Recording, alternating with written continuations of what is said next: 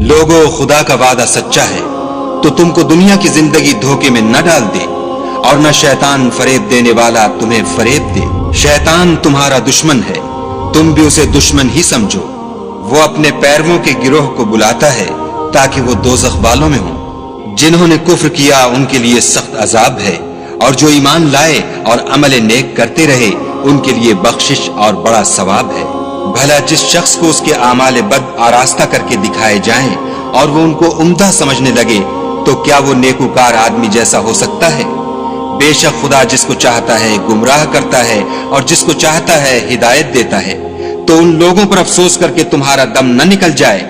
ये जो कुछ करते हैं खुदा उससे वाकिफ है। और खुदा ही तो है जो हवाएं चलाता है और वो बादल को उभारती हैं, फिर हम उसको एक बेजान शहर की तरफ चलाते हैं, फिर उससे जमीन को उसके मरने के बाद जिंदा कर देते हैं। इसी तरह मुर्दों को